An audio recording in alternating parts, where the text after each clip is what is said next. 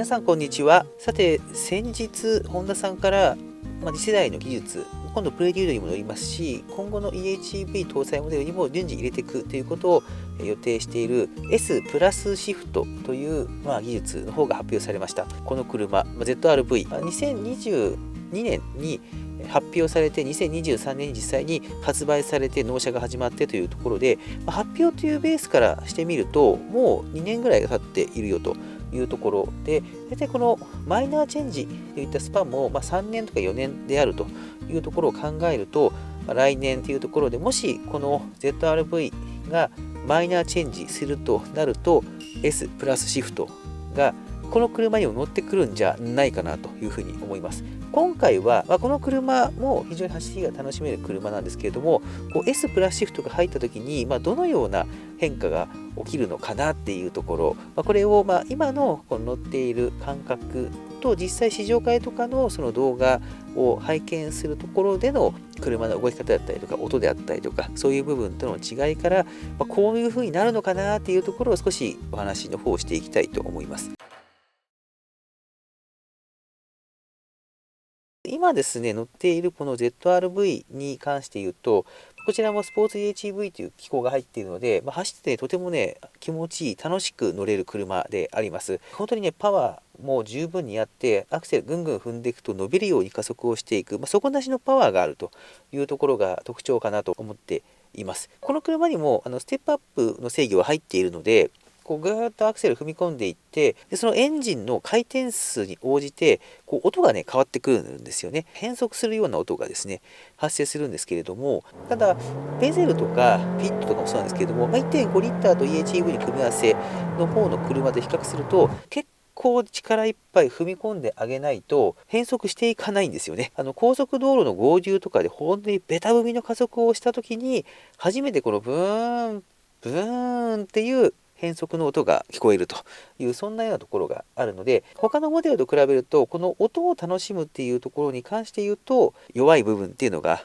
あるのかなっていうところ、これはね感じるところであります。今回のこの S プラスシフトですね、であちらの技術に関して言うと特徴的なのはここですね。今ここにもパドルのところにこれは減速セレクターがついているわけですけれども、ここが適切なギアを選択するようなもので使えるようになると。この ZR-V にそれが入ってくると、まず音の部分で、ここでいろんな操作をしながら、ブーン、ブーンっていうこの変速していく音であったり、これ走る楽しさっていうところが、まず出てくる。今、この減速セレクターあるとはいえ、自分で何かこのエンジンの回転数であったりとか、この車の動き方っていうのを制御できるものって基本的になくって、車が全部やってくれるんですよね。ZR-V ってすごく走るの楽しい車なんですけれども、そこがね、なかったっていうのがちょっと残念な部分ではあったのかもしれないですけれども、そこの部分がね、解消されるというところで、結構私は期待をしているところです。将来的にじゃあこの ZR-V にその S プラスシフトが入ってきたとすると、ここまで走りっていうところを追求した SUV ってこの車くらいしかないんじゃないのと。他社メーカー様々な SUV 出てますけれども、走りっていうところをとことん研ぎ澄ましてる、走りを売りにしている SUV ってそんなに見ないんですよね。でそういった中でこの S プラスシフトが入るっていう形になると、よりこの車としてのその完成度というか、この車自体の強みっていうのがさらに強化されて、他の車が追いつけないようなすごい SUV になるんじゃないかなっていうふうに思うんですよね。ZR-V にそういったものが入って、価格が上がりすぎるとちょっとどうなるかわかんないんですけれども、新しい技術が入ってくる、来るほど、この車の魅力も上がっていって、よりね、走れる SUV を探している方にとっては、第一候補に上がるようなものまでグッと躍り出てくる。それも輸入車とかそういったものを押しのけてね、上に上がってくる。そういった候補になりうる、そんなポテンシャルもそもそも秘めているものが、さらにね、強化されるというところで、唯一無二の存在になるんじゃないかなというふうに思うところであります。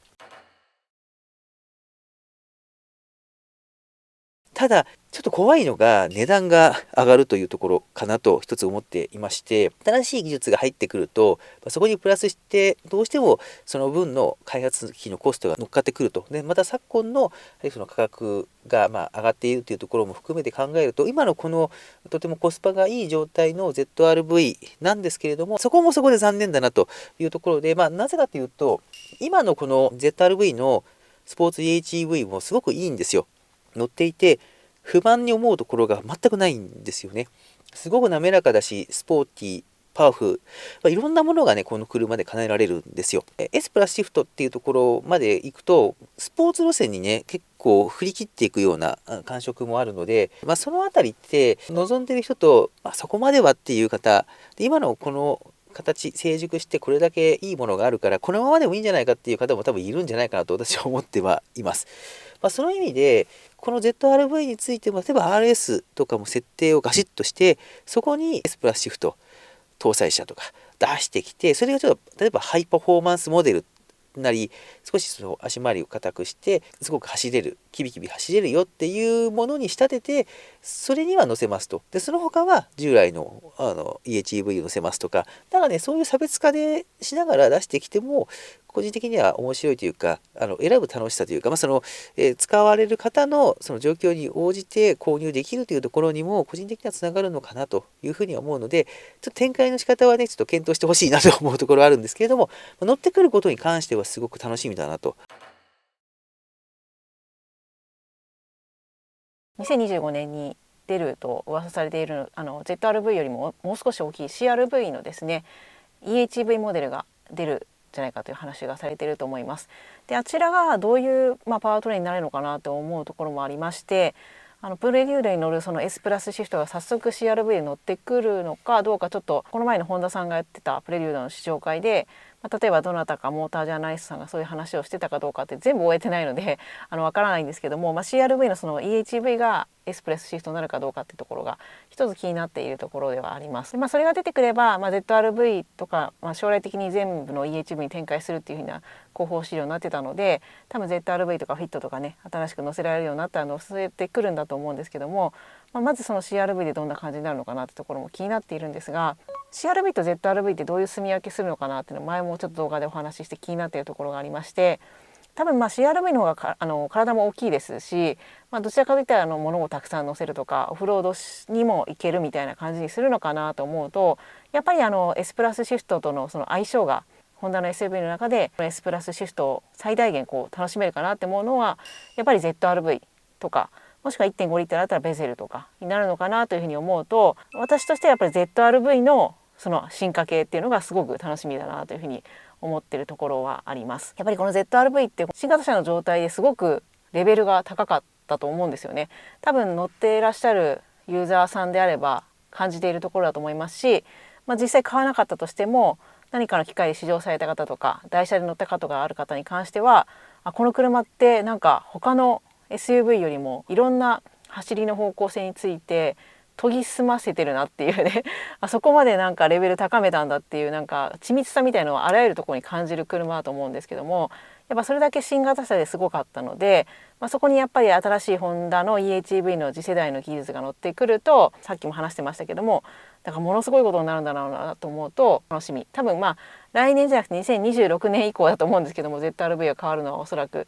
ですけれども、すごく楽しみで、まずは2025年のホンダ車がどうなるのかなっていうのを待ちながら、さらにこの ZR-V どうなるのかなっていうのをね、来年1年間かけてちょっと予想しながら楽しんでいきたいなというふうに思っています。ということで今回はですね、こちらの ZR-V 我が家では1年半以上乗っておりますけれども、発売からですね、もうすぐ2年経つということで、まだマイナーチェンジちょっと早いかなと思うんですけども、そろそろ2026年とかね、そのあたりであってもおかしくないなっていうところで、